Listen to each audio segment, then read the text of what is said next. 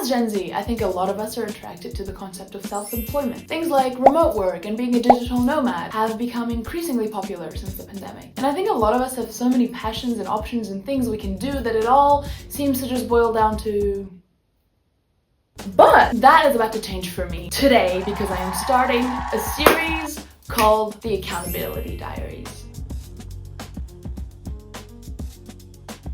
I see a lot of videos where people who already seem to have their shit together give advice to people with multiple passions on how to build a successful life out of that. But it's people who already have the successful life, who already have the successful YouTube channel, who already have the successful business. But I never see people who are documenting where they are at the beginning stage, the idea stage, I want to call it. This is the stage where it's still all messy, nothing is concrete, and it's all bubbles of ideas in your head, and they're like everywhere. And unless you can organize these restless bubbles in some way, you will always stay at the idea stage forever. But we don't want that. So the purpose of these diaries is to take you with me as I try to organize all these things I want to do while I try to build something. You know, building something that makes it sound so big and wow, but let's make it sound big so it becomes big, right? Slay! And hopefully to motivate you to start somewhere with your thousands of projects as well. So at the moment I have 4 main things. First, music. I sing and I produce and I want to make my songs and have them on Spotify. 2, starting UGC. 3, being a content creator again. And 4, teaching languages online because I speak 4 languages: English, French, Turkish, Spanish. So it's like a really easy way for me to do something with that. But the teaching part is scary. But I'll get used to it. And also trying to look for a real job, but that hasn't proven very fruitful yet.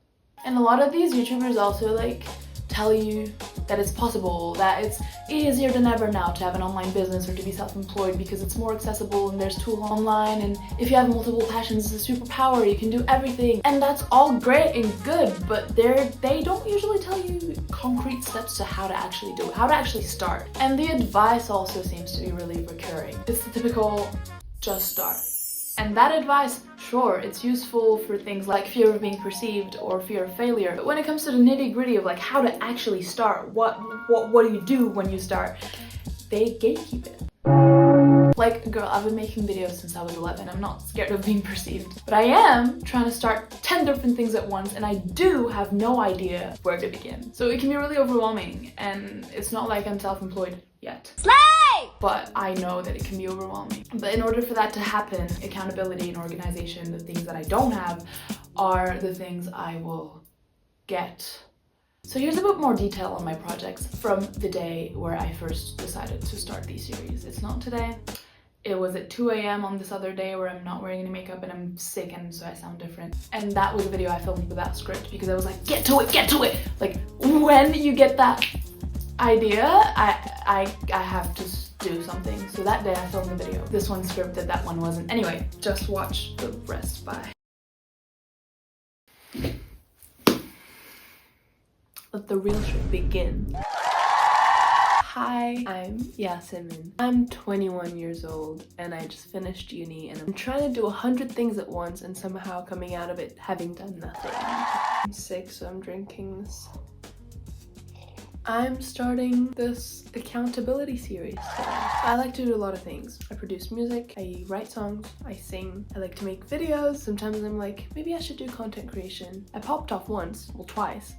Could pop off again. But take it seriously this time. Like, have boundaries with it, treat it like a job so that I can make an income out of it. And I'm like, should I just get a regular job and not worry about any of this? Then I'm like, no, this can be a great challenge to build self-discipline. And I feel like a lot of us have all these interests and all these things have potential to become side gigs or side gigs that turn into a whole real business. I don't know.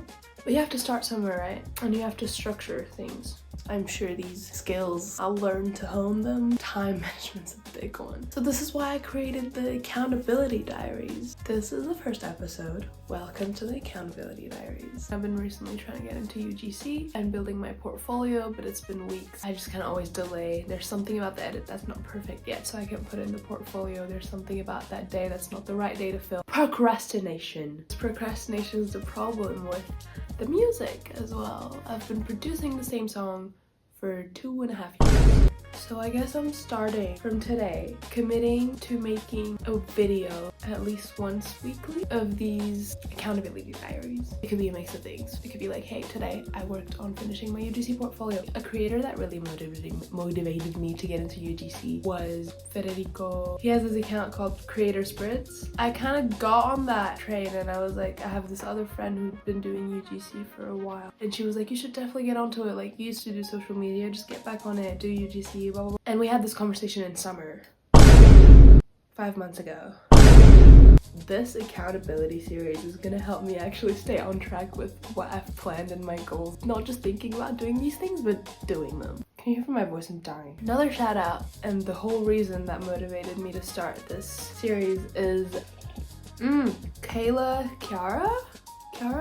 I think I pronounced that right, I hope. She posted her first video ever, says, I'm meant to be an artist, but I'm figuring it out. Episode 1, like 01, like that cool way. And I saw that, and I'm like, hell yeah. Hell yeah! And you guys should check her channel out. And she was just saying in the video she doesn't want to look back on her life regretting not having done the things she wants to do, not having gone after her dreams. It's a big thing, right? She wants to be an artist, but for that there's so many, you need structure again. Like, she was talking about learning to dance, to sing, and also to write and produce, and basically she started the series to document her journey in personal accountability. And I was like, holy shit, that is so smart, and I'm gonna do that as well. So shout out to Kayla, and thank you for the idea, and I hope you get everything you want. Sometimes I think I'm not passionate enough about music to only want to go after music, like I want to be a pop star, which I did say that a lot of times, and I do want that, but I also like editing videos and telling stories and making funny videos. I've been loving doing funny videos since I was 10 years old and nothing changed. Something creative at the end of the day. I don't know what that looks like. I don't want to give it a clear thing of what it looks like, and I think it's limiting how, you know, with millions of interests catering to one niche, it's really limiting, and I don't think it's possible to do that a lot of time. But I'm gonna get to editing this pretty fucking quickly so that it doesn't pass me by, because I love it. I've recently discovered that I love editing, because as I edit and as I make the jokes, the funny parts of the edit, and then I make myself laugh, and I'm like, oh my god, I'm a genius, and that's so funny and entertaining. Yes, this was episode 1. It's going to be out. Holy shit, things are getting real. See, this is what I'm doing. I just looked at my calendar. It's over there. You have to see this. And that's all my music gear, by the way. Passion's a tricky one. I always felt like I wasn't passionate enough about music, but if I don't stay consistent and don't work on learning the skills that I am not talented enough for, maybe, then it'll never go anywhere, you know? It's like, talent's not enough. You need commitment, consistency. It's not enough to have a good voice. Just like it's not enough to, I don't know, the fact that I popped off on social media twice in my life. Sure, I can show that off all I want, but if right now I'm not doing something consistently towards getting back on social media, it's all talk. Saying I've got this song that I've been writing for 3 years and it's great and so important to me is great, but I don't have anything to show for it yet. You know, I want to stop being one of those people who talks about their achievements when it's not yet an achievement. It's still in the process of being achieved. And the more I delay this process, the more I expect so high of myself, the more I delay this process. Because then I'm like, oh my god, this song or this video or this outcome, this something has to be so perfect, and I can never reach that stage of perfection. So I'm still stuck here in the process of achieving it. Kind of like not ever coming to the finish line, because in this process, I feel like I'm self-sabotaging. You know, working on it, but always leaving it unfinished, because I'm scared that when it is finished, then it's not gonna be, I'm gonna disappoint myself. Beating perfectionism. Stupid bitch. That's one of my goals with this. Consistency, goal number 2. Making YouTube videos regularly, 3rd goal. Bye now.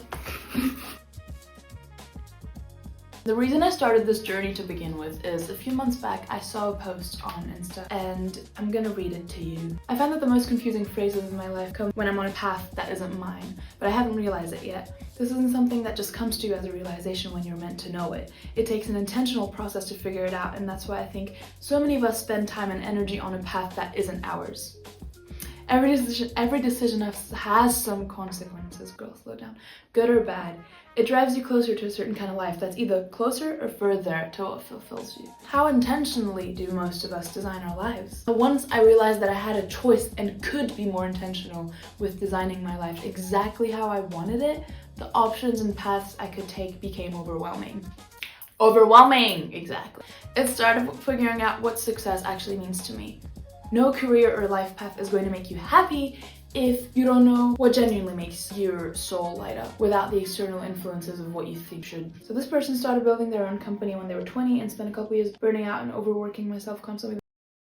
So I was curious because I was like, what is this beautiful text that just made me enlightened? So I went and looked her up, and turns out the person who wrote this, she also wrote a whole book. It's called Design Your Life. My Koba's powered off right now. And in it, she talks about different kinds of self-employment, digital nomadism, how you can start, tools, bunch of things. It covers a lot of things. I'm not done yet. I'm still reading it. So I'm excited for everything I have to learn from it. In the book, she also has a test, the digital nomad test. And I took that test, and turns out my main weaknesses were things like time management and having boundaries with when I'm working and when I'm chilling. And that's a big one, especially if you're gonna be working from home. Around the same time I saw this post, my friend told me, like shortly after I graduated and I was in like a I don't know what to do mode, he said, if you're thinking of studying a master's degree at some point, you can just treat this year, my gap year, as time to focus on some bad tâche. That means maybe it'll take off type endeavor. He said, like, you can just zero in on music. Or, I remember you used to do videos. Yeah, I did. You can give YouTube a shot for like a year and see if it takes off. So here he says or, but I don't want or. That is not a word that is in my vocabulary. I want to do everything at once. So like, great, slay, I'll do everything at once. How do I do that? The problem when you have so many passions and interests and you're a creative person like me is it goes everywhere. Ça part dans tous les sens, like we say in French. And you need to have a one-track mind sometimes if you want to be able to do anything concrete with all these bubbles of potential. Potential, that's a big one. I don't want all of this to stay potential forever, and I don't want to be stuck in a life that I hate and that is not mine, like she says in the article. So this is the journey of turning my potential into concrete things. And I guess I'll see you in next week's episode. Bye.